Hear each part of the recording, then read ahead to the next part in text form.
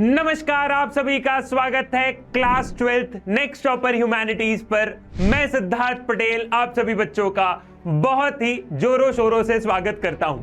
तो आज मैं आप लोगों के लिए लेके आ गया हूं एक नए चैप्टर का रैपिड रिवीजन, जो कि है इंडियाज एक्सटर्नल रिलेशन। पिछले चैप्टर में हमने बात की थी कि इंडिया ने कैसे अपनी इकोनॉमिक पॉलिसी के तहत, कैसे प्लानिंग के तहत अपने डेवलपमेंट के तौर पे एक डेवलपमेंट के लिए आगे बढ़ा था। अब हमने बहुत सारी बातें कर ली, जैसे कि चैप्टर नंबर 2 में हमने डेमोक्रेसी को समझा कि भारत में पहले चुनाव कैसे आए, पहले चुनाव में कांग्रेस क्यों जीती, कांग्रेस कैसी पॉलिटिकल पार्टी थी। उसके पहले वाले चैप्टर में पढ़ लिया कि प्रिंसली स्टेट्स को कैसे मर्ज किया, अलग अलग स्टेट्स कैसे बने। तो ओवरऑल हमने ये देखा 1947 से लेके 1960 1970 तक हमने ये समझा है कि भारत में कैसे डेवलपमेंट्स हो रहे थे, भारत में कौन कौन सी चुनौतियां थी और इंडिया उन चैलेंजेस से कैसे डील कर रहा था। अब बारी है इंडिया की फॉरेन पॉलिसी को समझना। अगर हमारा देश 1947 में आजाद हो गया है तो 1947 से भारत ने अपनी इंडिपेंडेंट फॉरेन पॉलिसी रखी है। भारत की फॉरेन पॉलिसी कैसे रही है और इंडिया ने कैसे डील किया है, इंडिया ने कैसे डील किया है, अगर हम लोग देखें वर्ल्ड में कैसे डील किया। So the foreign policy of any nation is determined by it internal and external factor. Foreign policy of India was based on respect of sovereignty of other nations, achieve security through peace. अब देखो मेरे लाल, अगर आप कभी भी किसी देश की फॉरेन पॉलिसी को समझोगे तो एक देश की फॉरेन पॉलिसी कैसे डिपेंड होती है, उस समय एक्सटर्नल फैक्टर्स क्या होंगे। एक्सटर्नल फैक्टर्स मतलब उस समय वर्ल्ड में क्या चल रहा होगा। तो जब देश अपना आजाद हुआ तब हम लोग देख रहे थे कि उस समय देश में कोल्ड वॉर का दौर चल रहा था। पूरा वर्ल्ड दो कैंप्स में डिवाइडेड था। एक कैंप था यूएसए, दूसरा कैंप था यूएसएसआर।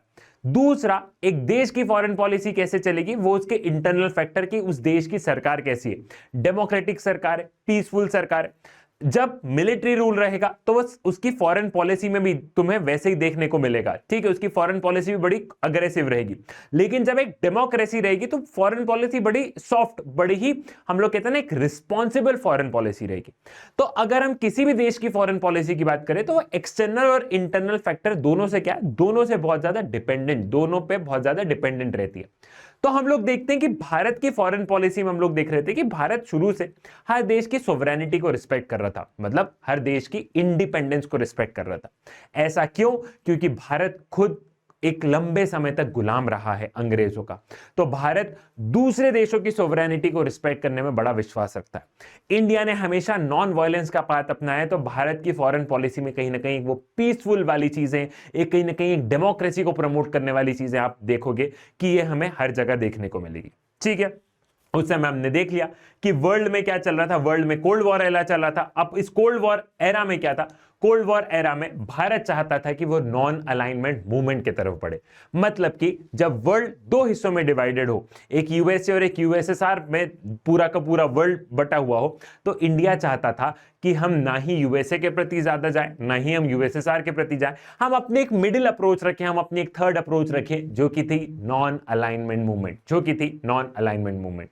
नॉन अलाइनमेंट मूवमेंट का मतलब यह है कि हम दोनों आइडियोलॉजी के प्रति इंक्लाइंड नहीं है, हम दोनों आइडियोलॉजी के प्रति इंक्लाइंड नहीं है। इंडिया ने नॉन अलाइनमेंट मूवमेंट क्यों रखा भैया?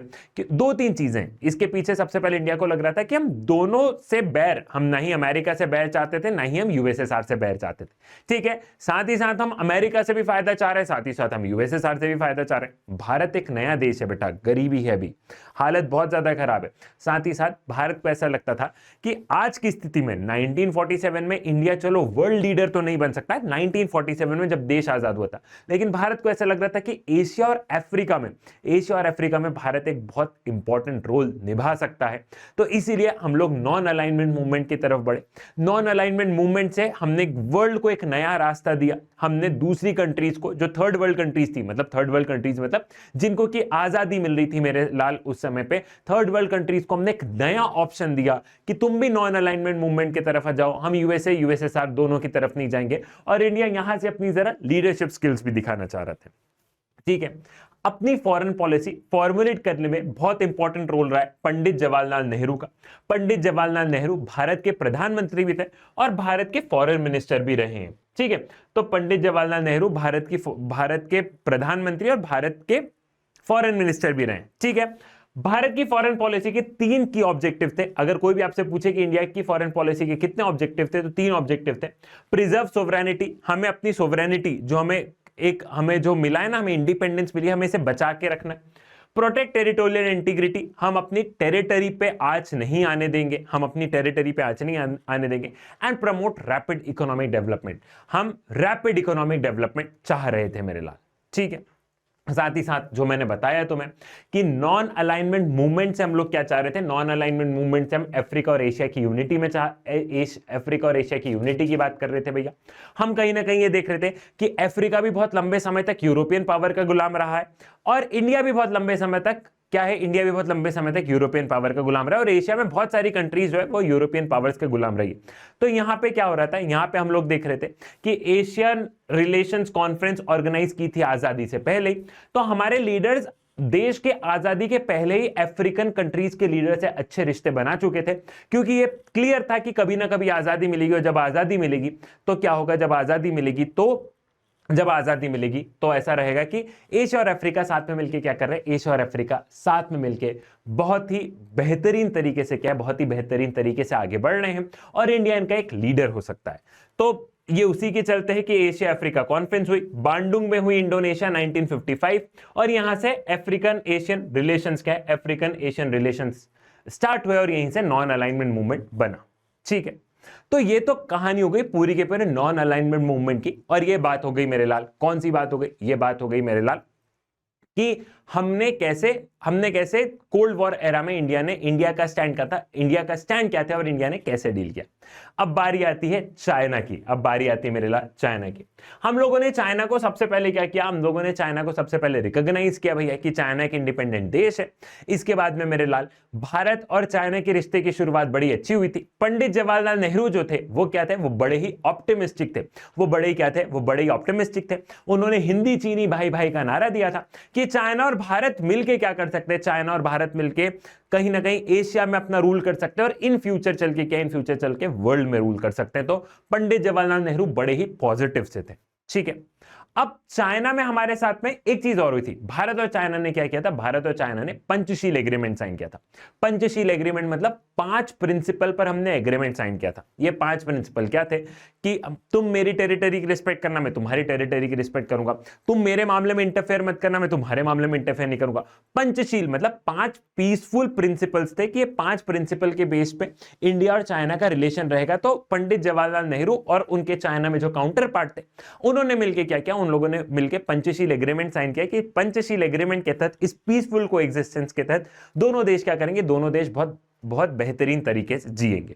ठीक है, चाइना ने क्या किया भैया, चाइना ने तिब्बत को एनेक्स कर लिया। अब तिब्बत कहां पे, इंडिया और इंडिया की बाउंड्री जैसे खत्म होती है तो तिब्बत, और तिब्बत के बाद में चाइना, मतलब अपने हिमालयन रेंज के पीछे से तिब्बत लगा हुआ है। ठीक है, अब हम लोग क्या देखते हैं मेरे लाल, हम लोग ये देखते हैं कि ये जो तिब्बत वाला एरिया ये एक बफर जोन है। बफर जोन मतलब दो पावरफुल देश के बीच का एरिया। ठीक है, चाइना जो है, चाइना तिब्बत को क्या है, चाइना तिब्बत को अपना मानता है और तिब्बत के लोग जो थे वो अपने आप को चाइना के सिटीजन्स नहीं मानते। ठीक है, तो चाइना ने क्या किया, चाइना ने तिब्बत को एनेक्स कर लिया, चाइना ने तिब्बत पर कब्जा कर लिया।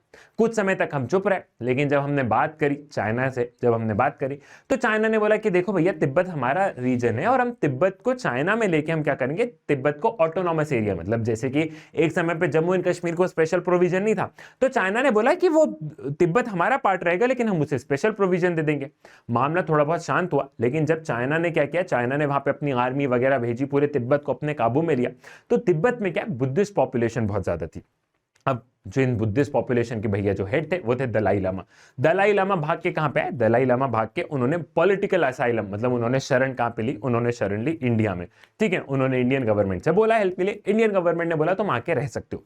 जब दलाई लामा यहाँ पे रहने आए तो हम लोग क्या देखते हैं भैया, चाइना हमारे ऊपर आरोप लगाता है। चाइना क्या आरोप लगाता है, चाइना बोलता है कि भारत हमारे मामले में इंटरफेयर कर रहा है, ये पंचशील एग्रीमेंट का वायलेशन है, Bharat anti China activities promote कर रहा है। वो दलाई लामा को उन्होंने क्यों रहने रहने दिया। ये आरोप उन्होंने किस पे लगाया? ये आरोप उन्होंने भारत में लगाया। और जब हम लोग देखते हैं कि जब चाइना ने तिब्बत को एनेक्स किया भैया, तो बहुत सारे क्या है, बहुत सारे पॉपुलेशन जो है, मतलब हम लोग वहां पे देखते हैं मेरे लाल कि वहां से बहुत सारे जो बुद्धिस्ट पॉपुलेशन है वो भाग के यहाँ पे आई। और वो आज भी हिमाचल प्रदेश में अगर हम लोग देखें धर्मशाला में तुम्हें देखने को मिलेगा। तो इन सब की जो ओरिजिन है ये वहां से कहां पे मेरे लाल? तिब्बत से। ठीक है, अब चाइना ने क्या किया? चाइना ने नए मैप इशू किए। नए मैप में चाइना ने अरुणाचल प्रदेश को अपना एरिया बताया, अक्साई चीन को अपना एरिया बताया।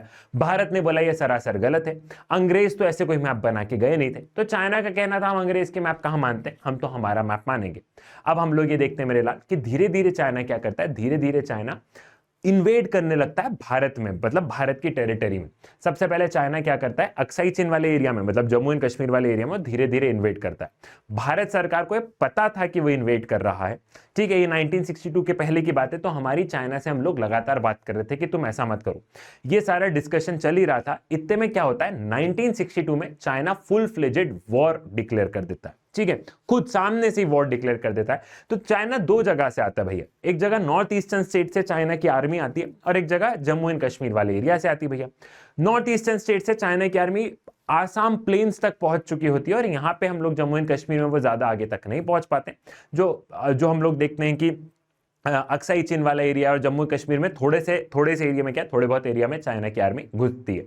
जम्मू एंड कश्मीर वाले एरिया में हमारी आर्मी ने बड़े अच्छे से उसको प्रोटेक्ट कर लिया था। लेकिन हम नॉर्थ ईस्टर्न स्टेट्स में क्या है, नॉर्थ ईस्टर्न स्टेट्स में मेरे लाल हम अच्छे से प्रोटेक्ट नहीं कर पाए। अच्छा, ये कुछ दिन तक ये सारे अटैक्स वगैरह चलते रहे। फिर चाइना क्या करता है, चाइना यूनिलैटरली क्या करता है, चाइना यूनिलैटरली इस वॉर को रोक देता है। यूनिलैटरली मतलब अपने आप से रोक देता है। चाइना अपनी आर्मी को वापस बुला लेता है। कहां से? नॉर्थ ईस्टर्न रीजन से चाइना वापस से अपनी आर्मी को क्या करता है, वापस से बुला लेता है और खुद ने युद्ध शुरू किया और खुद ने रोक दिया। लेकिन जम्मू एंड कश्मीर वाला जो एरिया है वो चाइना अपने कब्जे में ले लेता है। ये आप भी जानते हो कि हमारा जम्मू एंड कश्मीर का थोड़ा सा एरिया पाकिस्तान के पास में इलीगली ऑक्यूपाइड है और थोड़ा सा चाइना के पास में इलीगली ऑक्यूपाइड है। तो चाइना के पास में रह गया। अब जब ये हुआ मेरे लाल, जब ये पूरा का पूरा सारी की सारी चीज हुई, तो इंटरनेशनल लेवल पे भारत की बहुत ज्यादा क्या हुई, इंटरनेशनल लेवल पे भारत की बहुत ज्यादा बदनामी हुई। और भारत को कहीं ना कहीं क्या है, भारत को कहीं ना कहीं मेरे लाल हम जो बोलते हैं ना कि एक सेल्फ रिस्पेक्ट पे, भारत की सेल्फ रिस्पेक्ट पे मेरे लाल कहीं ना कहीं आँच आई। ठीक है, इसके तहत हम लोगों ने देखा हमारे जो डिफेंस मिनिस्टर थे, आर्मी के जो टॉप लोग थे, उन्होंने क्या किया, उन्होंने मेरे लाल रिजाइन कर दिया। ठीक है, ये चीज भी क्लियर हो गई। इसके बाद में हमारे चाइना से सारे डिप्लोमेटिक रिलेशंस क्या थे, चाइना से हमारे सारे डिप्लोमेटिक रिलेशंस खत्म हो गए।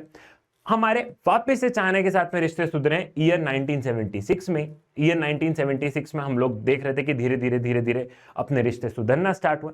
और इसी के बाद में हमारे रिश्ते क्या रहे, हमारे रिश्ते ज्यादातर ट्रेड के बेसिस पर रहे। ठीक है, ये थी पूरी की पूरी चाइना की कहानी। इसके बाद में मेरे लाल अगर हम आगे बढ़ते हैं तो जो दूसरा देश है वो कौन सा है, वो है पाकिस्तान मेरे लाल। अब आप जानते हो कि भारत और पाकिस्तान पहले एक ही देश हुआ करते थे। पार्टीशन के तहत पाकिस्तान अलग देश बना और भारत एक अलग देश बना। अपना पहला युद्ध कहां पे हुआ था मेरे लाल, अपना पहला युद्ध आजादी के तुरंत बाद 1947-48 में अपना युद्ध हुआ था। वो युद्ध एक तरीके से हम लोग कह सकते हैं कि वो कश्मीर को लेके हुआ था। कश्मीर को लेके क्या है, कश्मीर के राजा महाराजा हरि सिंह जो थे वो कश्मीर को, जम्मू एंड कश्मीर को प्रिंसली स्टेट चाहते थे। मतलब वो जम्मू एंड कश्मीर को मर्ज नहीं करना चाहते थे, ना ही भारत के साथ में ना ही पाकिस्तान के साथ में। हम लोग देखते हैं भैया कि भारत इस चीज को एक्सेप्ट कर लेता है, लेकिन पाकिस्तान को लगता है कि ऐसा नहीं होगा। तो पाकिस्तान ने क्या किया, पाकिस्तान ने अपनी ट्राइबल पॉपुलेशंस कहां पे भेजना स्टार्ट करी, ट्राइबल पॉपुलेशन भेजना स्टार्ट करी जम्मू एंड कश्मीर में। तब हम लोग क्या देखते हैं मेरे लाल, तब हम लोग देखते हैं कि महाराजा हरि सिंह आते हैं पंडित जवाहरलाल नेहरू के पास में हेल्प के लिए। पंडित जवाहरलाल नेहरू बोलते हैं तुम तो इंडिपेंडेंट हो, हम तुम्हारी हेल्प कैसे करें। महाराजा हरि सिंह बोलते हैं हम इंस्ट्रूमेंट ऑफ असेशन साइन कर रहे हैं, हम भारत के साथ में मर्ज होना चाहते हैं, हमें बचाओ। जैसे उन्होंने इंस्ट्रूमेंट ऑफ असेशन साइन किया, हमने अपनी आर्मी भेजी। हमारी आर्मी इन पाकिस्तान के लोगों को, पाकिस्तान के जो इन्फिल्ट्रेटर्स थे, ये जो सारे लोग भाग भाग के आए, इनको मारते मारते मारते मारते बहुत पीछे तक लेके चले गए। लेकिन मामला कहां चले जाता है, मामला चले जाता है यूनाइटेड नेशंस में। यूनाइटेड नेशंस क्या बोलता है, यूनाइटेड नेशंस मेरे लाल सीज फायर की बोलता है। जब यूनाइटेड नेशन सीज फायर की बोलता है तो हम लोग देखते हैं सीज फायर मतलब कि जो जहां पे वो वहीं पे रुक जाए। तो उसके तहत हम लोग देखते हैं कि कुछ हिस्सा अपने कश्मीर का पाकिस्तान इलीगली ऑक्यूपाई कर लेता है, जिसको कि आज की तारीख में अपन पीओके बोलते हैं। ये अपना क्या था मेरे लाल, ये अपना पहला युद्ध था। इसके बाद में मेरे लाल हमारा इंडस वाटर ट्रीटी को लेके क्या हुआ, इंडस वाटर ट्रीटी को लेके हमारे एग्रीमेंट हुए। ठीक है, मतलब कि पानी कैसे डिस्ट्रीब्यूट होगा, क्योंकि जो नदियां हैं पाकिस्तान में वो भारत के पास से जाती है। तो वर्ल्ड बैंक ने क्या किया, वर्ल्ड बैंक ने इंडस वाटर ट्रीटी साइन करवाई, जिसके के तहत ये तय हुआ कि कुछ नदी का पानी उनके पास जाएगा, कुछ नदी का पानी हमारे पास में रहेगा। और यहां पे हम लोग क्या देखते हैं मेरे लाल, यहां पे हम लोग देखते हैं कि ट्रीटी को बड़ा ही सक्सेसफुल माना जाता है। ऑल्दो आज की तारीख में भारत सरकार का स्टैंड क्लियर है कि पानी नहीं देंगे, लेकिन तो भी ये ट्रीटी अगर वर्ल्ड की बहुत सारी सक्सेसफुल ट्रीटीज में से देखोगे तो एक है इंडस वाटर ट्रीटी। दूसरा ताशकंद एग्रीमेंट। अब ताशकंद एग्रीमेंट मतलब दूसरा वॉर होता है भैया। दूसरा वॉर कब होता है, 1965 में, ठीक है। 1965 में अपना पाकिस्तान के साथ में दूसरा युद्ध होता है। पहला युद्ध होता है 1947-48 में, दूसरा होता है 1965। 1965 में क्या होता है मेरे लाल, पाकिस्तान को ऐसा लगता है कि 1962 में इंडिया किससे आ रहा है, 1962 में इंडिया चाइना से आ रहा है। तो पाकिस्तान को लगा कि इंडिया तैयार नहीं, और इंडिया का जो हम बोलते हैं ना आत्मविश्वास, क्या आत्मविश्वास अभी कमजोर होगा।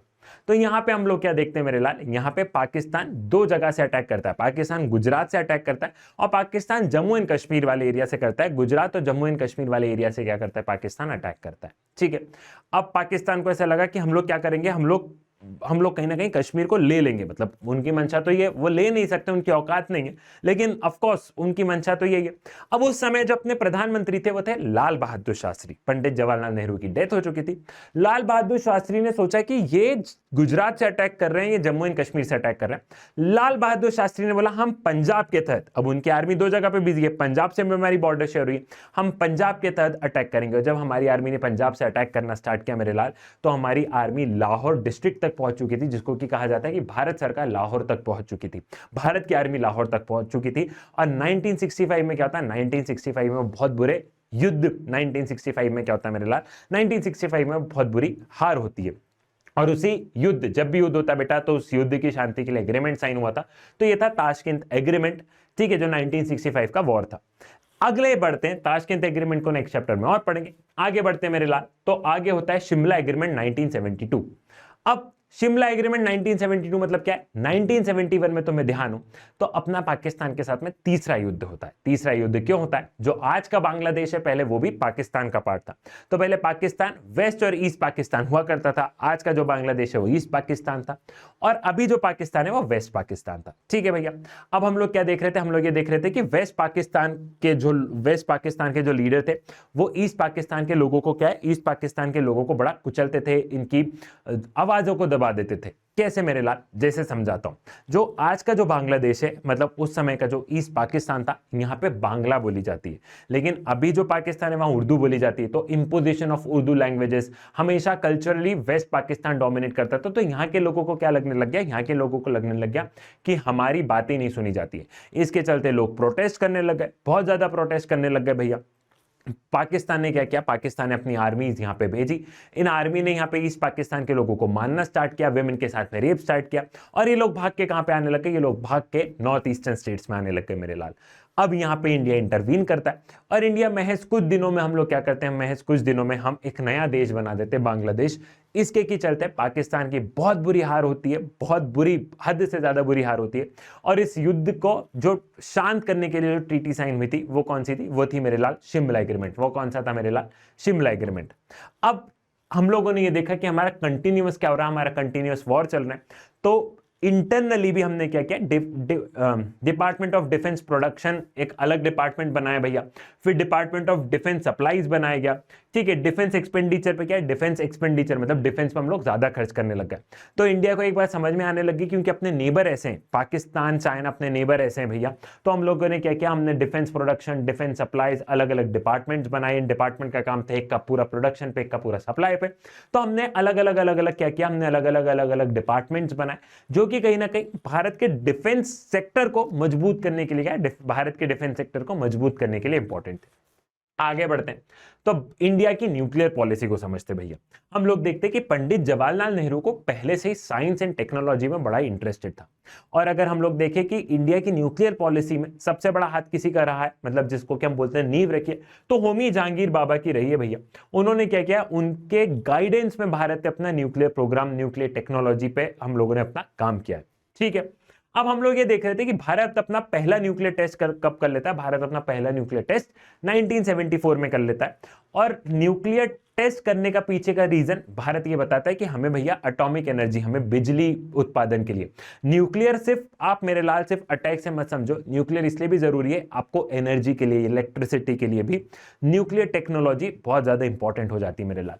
तो भारत ने बोला हमने वेपन्स बनाने के लिए टेस्ट नहीं किया है, हमने अपनी एनर्जी रिक्वायरमेंट के लिए, एटॉमिक एनर्जी, हमने अपनी एनर्जी रिक्वायरमेंट्स के लिए क्या किया है, इलेक्ट्रिसिटी, एनर्जी, इन सब रिक्वायरमेंट के लिए हमने न्यूक्लियर टेस्ट किया है। ठीक है, हम लोग देखते हैं कि वर्ल्ड में एक न्यूक्लियर नॉन प्लॉरिफरेशन ट्रीटी आ जाती है, एनपीटी आ जाती है। ये एनपीटी ट्रीटी क्या रहती है? इस एनपीटी ट्रीटी में ये रहता है कि 5 कंट्रीज के पास में ऑफिशियली न्यूक्लियर वेपन्स थे। ये 5 कंट्रीज कौन थी भैया? ये 5 कंट्रीज यूएन सिक्योरिटी काउंसिल की 5 परमानेंट मेंबर। किन 5 कंट्रीज के पास में क्या है? America, Britain, France, China, Russia.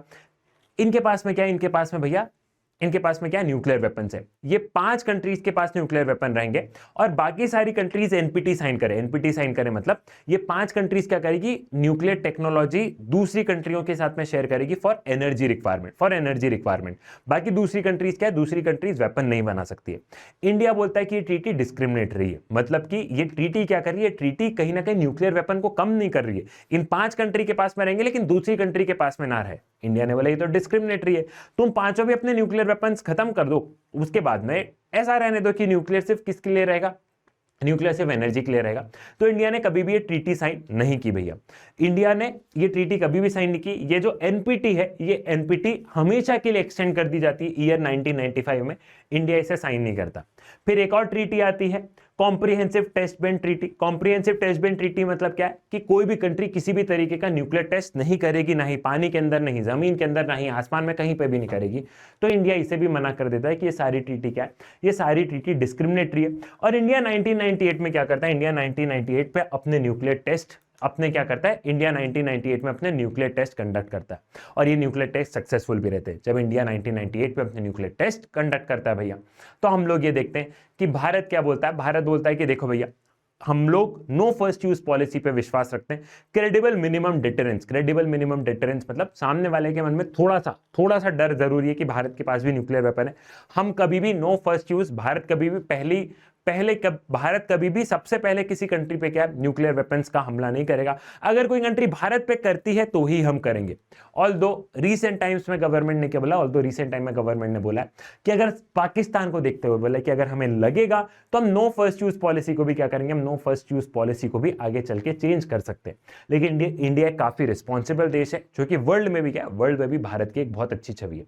I hope आपको सारी चीजें क्लियर हो गई होगी। अगर इस चैप्टर का डिटेल में वन शॉट समझना है मेरे, तो इसी के डिस्क्रिप्शन में मैंने वन शॉट रिवीजन की लिंक लगा दी, जाके वन शॉट देखो, पूरा चैप्टर डिटेल में समझ जाओगे। सो पॉलिटिकल साइंस में डरने की नहीं है बात, क्योंकि सिद्धार्थ पटेल है तुम्हारे साथ। चाणक्य नीति से लेके राजनीति तक तुम्हें जो चाहिए सब कुछ है मेरे पास। A big heart for you all. Signing off with this, do join this Telegram group. Tata, bye bye, love you all.